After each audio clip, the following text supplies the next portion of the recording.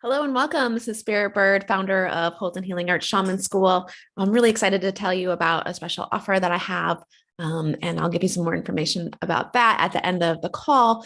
But today I wanted to share with you one of the things that really got me going in my healing work.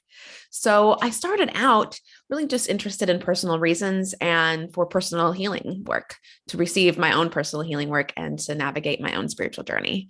And as I started to do that more and more, I learned that I actually liked practicing some of these tools with other people just for my own learning and just for my own personal healing, right? And so, one of the things that was the most important for me to develop my confidence as a practitioner was repetition.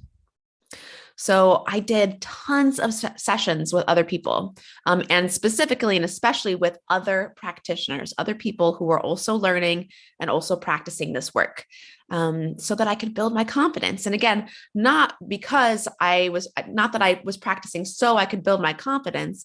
I was practicing because I really loved giving and receiving healing work.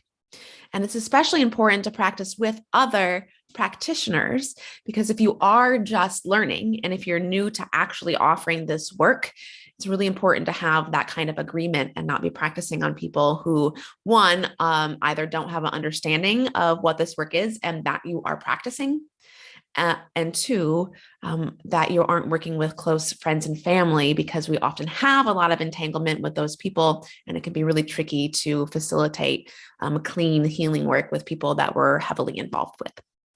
So that being said, the other part that really helped me as a practitioner was being really clear for myself with who I wanted to work. Who did I want to work with? And why? Like, what am I even helping them with? Right. So when I started working, like actually offering healing work to the general public, I mean, I went in stages where I only did this work with other practitioners or with, friends or people that were volunteered to let me practice on them. And then from there, I started to receive word of mouth recommendations. So I was working with people I didn't know through word of mouth. And then when I actually became forward facing and had a formal offer, I very quickly realized that if I don't have a preference on who I want to work and what I want to help them with, then I will get whoever. And whoever isn't always the best fit for me or the best fit for them. So if I'm doing a session with people who aren't a good fit for me, I'm not really going to feel great about how it's going. And then it becomes counterproductive, because even if I'm making money, if I'm not really excited about offering this work and actually really challenged by it, then I'm not doing positive, clean, powerful healing work. Right. And what I found, and if you find yourself in that situation, and a lot of new practitioners do, whether they, take a weekend workshop or they learn something new and they want to try it out. And so they're just excited to have a client. And so they take whoever, shows up, and then they don't have a great experience. And then we as practitioners usually will go inward and judge ourselves or make a story about what happened, and make it all about how we messed up. So again, super common. So if you decide, if you're working this way, what I recommend is trying to switch your frame from judging or reflecting on sessions one at a time to giving yourself a really long timeline before you actually make a judgment about yourself, about the work you should be doing, and about who you should be helping.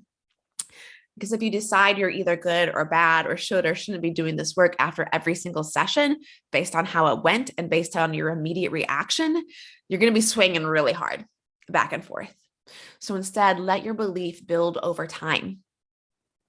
Think of athletes. They don't decide they're bad at sports when they have one bad game. They get back in there. So getting out of the all or nothing mentality was a huge mindset shift for me. And that helps me continue to move through my self-doubts. Also understanding that even just a single healing session also develops over time. So even though I might meet with somebody for one session, just because we hang up the phone doesn't mean that session's over. And we will likely be unwinding different parts of what we've learned from the session, both as the client and the practitioner. So if I make a judgment about what happened or didn't happen in that session, I'm actually closing the opportunity for the healing to complete itself. Right? So this is important. These are all important ways and parts of moving through self-doubt and also actually being a good practitioner, because we can tell ourselves we're confident, but we also need to really believe that we're actually really good practitioners. And a lot of practitioners end up taking a weekend class. They do like a couple Reiki classes, or they take like one weekend workshop, or they're, reading different books. And they think that that one weekend workshop has them be qualified to be a healer.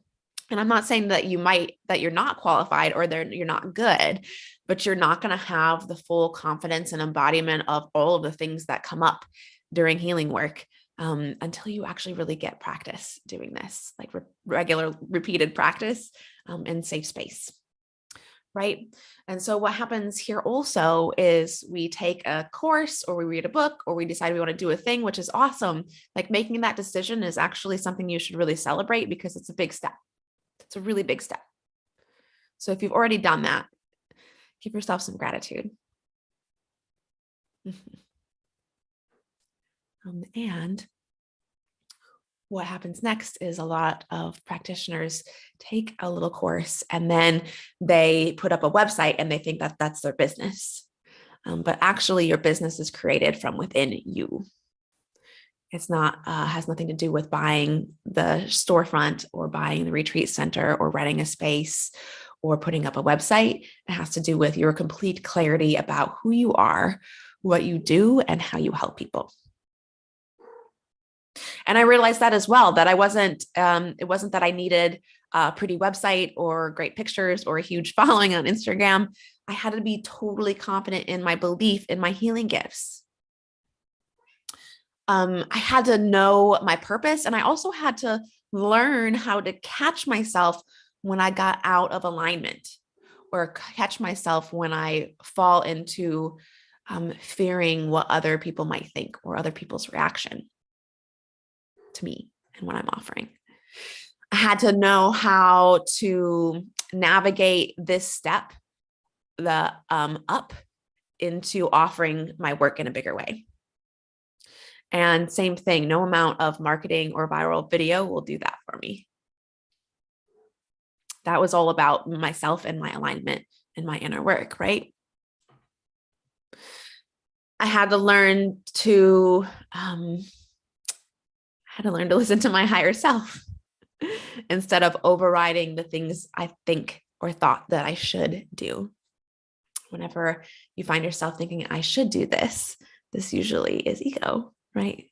And oftentimes we honor the ego over our higher self because it makes sense, but the ego is also trying to keep us separated, right? I also had to learn to listen to timing and wait for spirit to point me to when I should do something or when a thing was ready to happen, not just what works on my calendar. I had to learn to listen for that timing, what that inner knowing sounds and feels like, but also I had to learn to honor it, right? And I'm still learning that one.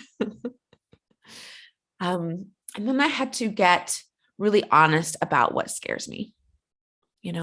Like, what if this works? What if I am successful? We have to be honest with ourselves about being afraid of being successful. We have to be honest with ourselves about being afraid of change. And we create the bridge for what we want by getting clear on our vision and what it would feel like to be experiencing that vision, to be in it, for it to be real, right? And then practicing imagining that and seeing it every day so that your nervous system can get used to even the idea of it.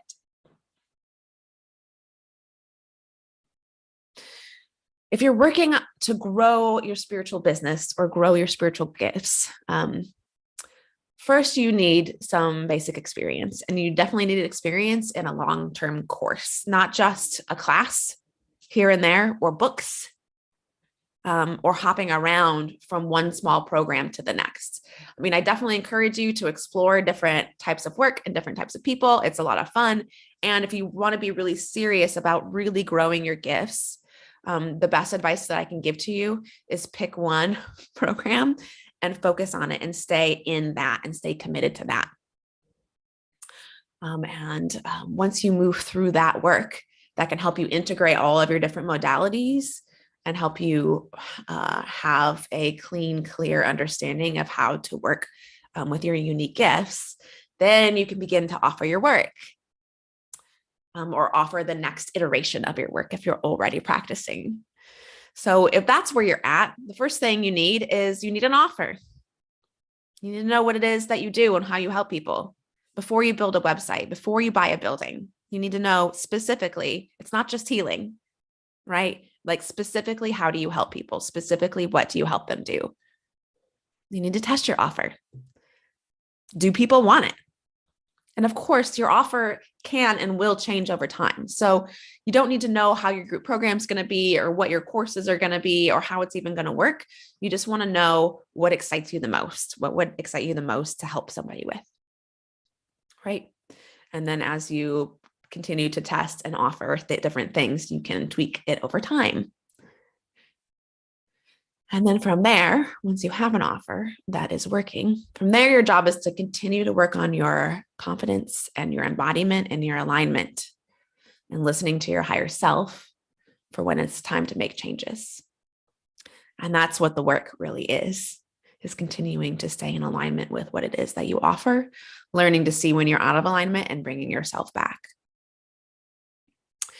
I hear a lot from people that, oh, you seem really confident when you speak, or man, you're so thick-skinned. It seems like you don't care what people think about you, or you look so confident. And you have to know that I worked really hard. I worked very hard at that. And I'm not like through it either. I definitely get into self-doubt. I definitely get paranoid. I definitely get into traps and distortions. And not that long ago, I was terrified of my gifts. I was terrified of coming forward. I was terrified to even say that I was a healer. I had so much built up, so much story built up around what that meant or why you should or shouldn't do it or what people will think if you do it, right? Let alone build a business that supports the lifestyle I want and allows me to work with the people that I love working with, right? It wasn't that long ago that even that terrified me. I couldn't even imagine it. Couldn't even actually imagine it. I knew I wanted it, but I couldn't even actually imagine it, right? But I did know that I wanted it. And I knew that it doesn't happen. It doesn't just happen without me stepping forward and saying yes. And the same is true for you. You might find yourself courting a deeper level of your business, or stepping more fully into your spiritual gifts and bringing that into your business. And it doesn't happen without you saying yes. It doesn't just get handed to you. And it doesn't come at convenient time. It's not something that you save up for.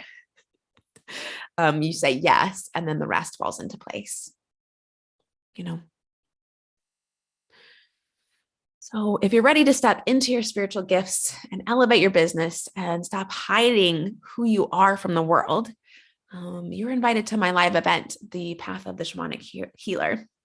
So this is a live half-day online workshop where you'll learn about the healer's path, how to move through your 4 core permission blocks as a healer. Plus, I'm offering a super special bonus. It's a Discover Your Magic Gifts call with me. So that is a one-on-one call with me that's included. I don't give those out lightly, so definitely take advantage of that. And we'll be looking at your higher purpose and your unique gifts, the unique gifts that you are here to teach. The link for my live event, Path of the Shamanic Healer, of course, is in the bio, or send me a message if you'd like to learn more. Thanks for joining me.